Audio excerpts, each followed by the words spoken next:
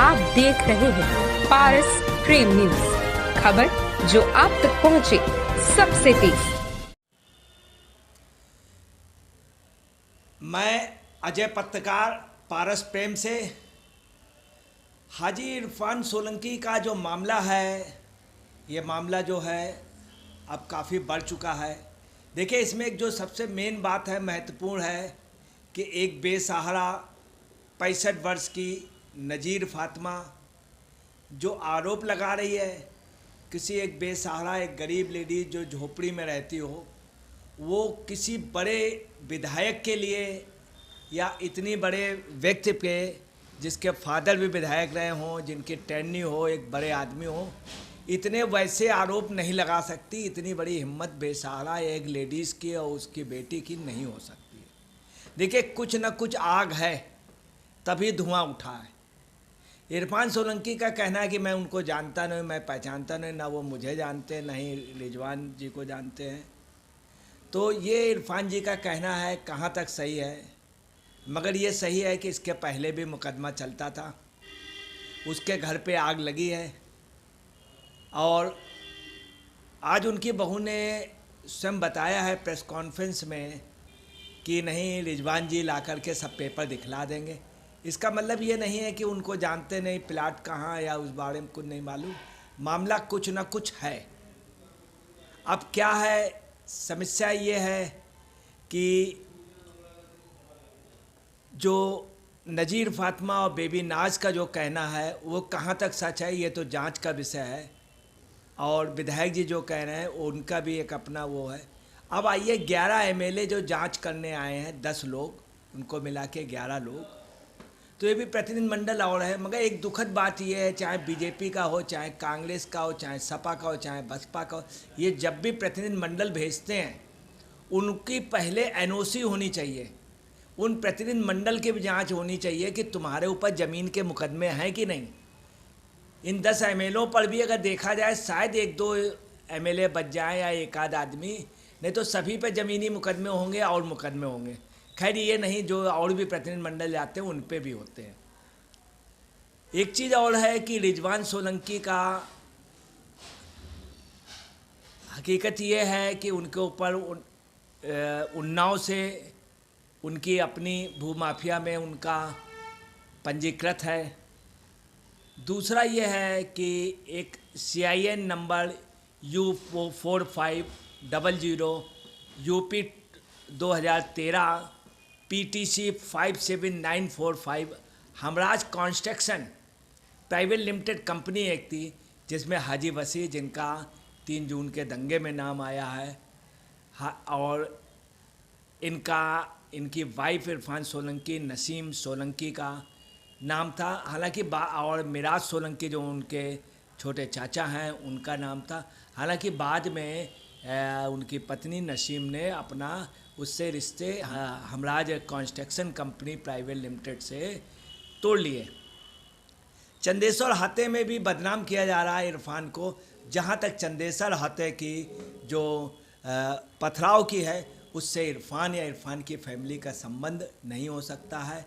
ये एक पॉलिटिकल मामला है, चूँकि वो एक दूसरे राजनीतिक दल में विरोधी हो सकता है, राजनीतिक मामला हो। उनके परिवार का इस तरह का मिजाज नहीं रहा, ये सच है। अब आइए कि जो पोजीशन है वो अभी कुछ दिनों पहले भी आपने देखा होगा कि एक मामला आया था जो लालचंदानी का, आरती लालचंदानी का मामला था, मेडिकल। उस पे भी अगर देखा जाए तो इरफान की और जो विवाद हुआ था वो काफ़ी विवादास्पद हुआ था। और मेडिकल कॉलेज में जिस तरह से फोर्स गया और इरफान ने जिस तरह मेडिकल कॉलेज के छात्र छात्राओं से लड़ाई ली, वो भी उसको कोई बहुत अच्छा पसंद नहीं किया। मतलब विवाद शुरू से होते रहे। एक वीडियो भी आया था जो कि आप लोगों ने सुना होगा कि उसका भी काफ़ी कुछ मामला था, एक विचाराधीन मामला था। देखिए, जो इनके ऊपर जो मुकदमा लगा है वो भी आप समझ लिए 436 का है, 147 का है, 327 का है। इसमें कोई शक नहीं कि उसमें आग लगी है। उनकी बेटी ने भी और उनके वाइफ ने भी ये माना है, हज्जिन ने भी माना है कि वहाँ आग लगी। उनका कहना है कि शायद किसी पटाखे की चिंगारी से हुई हो आग लगी, जो भी हो आग लगी है, ये सच है। ऐसो जो है, ऐसो की भी भूमिका इसमें काफ़ी संदिग्ध रही, उसकी भी हिम्मत नहीं हुई, चूँकि विधायक के खिलाफ उसने जो धाराएं लगाई थी, जिस तरह की तहरीर दी गई उसके हिसाब से वो धाराएं नहीं लगाई, क्योंकि ऐसो भी दबाव में होगा एक विधायक के लिए, वो नहीं कर सकता है। अब वो जांच का विषय, उसको धाराएं लगानी चाहिए थी, वो फिर उसके बाद चाहे वो धाराएं बाद में जांच में हटा दी जाती या एफआईआर लगती या चार्जशीट लगती, जो भी, परंतु ऐसो का जहाँ तक हटाया जाना हो या ऐसो की मिस्टेक रही। कुछ धाराएं 120 भी और जो धाराएं बनी, वो धाराएं जो नई लगाई गई वो लगानी ऐसो को ही चाहिए। अब आइए 436 का, बगैर कोर्ट के आदेश से इसमें जमानत नहीं हो सकती है, और बगैर कोर्ट के आदेश के बाद इनकी अरेस्टिंग इनको देना ही पड़ेगा।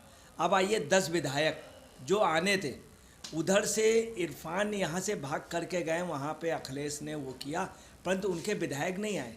जिस तेज़ी से अखिलेश को एक्शन लेना चाहिए वो नहीं है। ये सपा का एक बहुत बड़ा दर्द है, ख़ास तौर से अखिलेश के दरबार का, सपा के कार्यकर्ताओं का जहाँ उत्पीड़न होता है, वहाँ पे भी इतनी द्रुत गति से उनको मदद नहीं मिल पा रही है।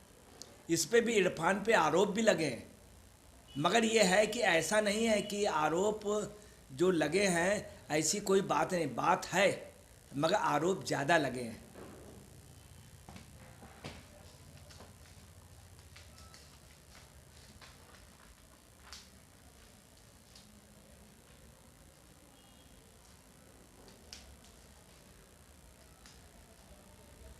अब 427 जो लगे धारा, 386, 504 और 120, ये नई धाराएं बाद में लगाई गई, तो ये पहले ही उस ऐसो को करना चाहिए। ऐसो को भी एक ईमानदारी से अगर उसने तहरीर ली तो लिखना चाहिए। अब आइए, मुझे जहाँ तक याद है 1986 के लगभग की बात है, ये जो काशिद थे ये ट्रांसपोर्टर का काम करते थे, और ये उस प्लाट में लगभग 1986 में आए। 1991 में इन्होंने केडीए से रजिस्ट्री कराई थी, जहाँ तक लगभग 1991 के लगभग इन्होंने। फिर इनकी दोस्ती एक तारिक लाड़ी से हुई, जो लाड़ के रहने वाले थे और उस फैमिली से बिलोंग करते थे, जो विधायक फैमिली थी वहाँ की। तारिक लाड़ी से इनका डिस्प्यूट हुआ। फिर 2099 में वहाँ पे एक को कोल्ड ड्रिंक में पॉइजन मिला करके दे दिया गया था, जब डेथ हुई थी तो ये बात कही भी गई थी।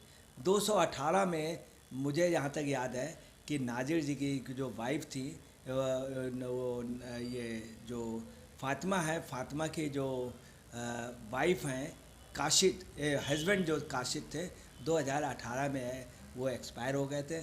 उनका शायद कुछ झगड़ा हुआ था, ब्रेन हेमरेज हो गया था, उसमें वो एक्सपायर हो गए। अब क्या है, रिजवान सोलंकी पर भी अधिकतर आरोप इस तरह के लगते रहे। एक वीडियो वायरल हुआ था, मुझे याद 21 में, रेस्टोरेंट में, जहाँ पर इनके गनर के साथ दूसरे से मारपीट हुई थी। हालांकि बाद में कह दिया गया था जिससे मारपीट हुई वो मेरा रिश्तेदार है। 2017 में भी यही हुआ कि इनके एमएलए जी के भाई, उनका एक महिला से काफ़ी डिस्प्यूट हुआ था, वो भी काफ़ी वीडियो वायरल हुआ था, उसमें काफ़ी लड़ाई। 2015 में रिजवान का झगड़ा एक दरोगा से हुआ था, जो काफ़ी कुछ मामला हुआ था और काफ़ी कुछ मामला वो हाईलाइट हुआ था। उन्नाव पे भूमाफिया से इनका पंजीकृत वो है। अब यहाँ ये देखिए कि कुछ ऐसा रहा, हाजी से कभी भी किसी का विवाद नहीं हुआ, होता था सुबह होता था, शाम को ठीक हो जाता था। एक बार अब्दुल मन्नान से हुआ और उसके बाद ही हाजी उनके घर पहुंच गए, सारे मामले ख़त्म। कभी ज़मीनी जायदाद है, इस तरह के पुलिस से मिसबिहेव, इस तरह के हाजी के कभी भी किसी से कोई बवाल नहीं हुआ। अब इनका विवादों से क्यों हो रहा है ये समझ से परे।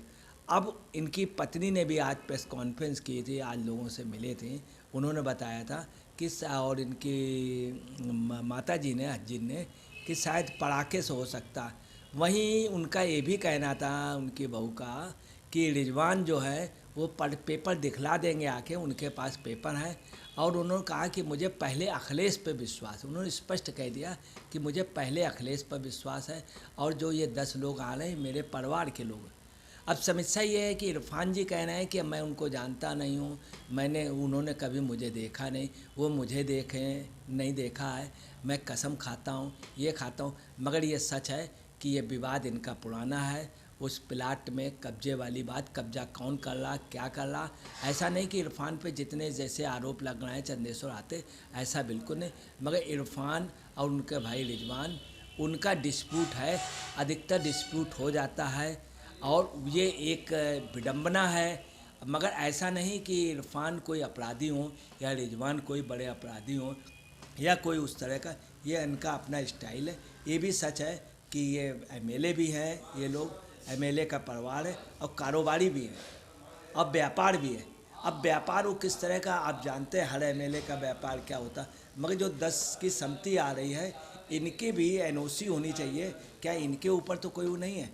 ये चीज़ एक ये गाइडलाइन होनी चाहिए, खासतौर बीजेपी और सपा और सभी लोग ध्यान रखें। अब जिस भी प्रतिनिधिमंडल को भेजें, उनके ऊपर भी आरोप देख लेने चाहिए, कोई मुकदमा तो नहीं। मैं अजय पत्रकार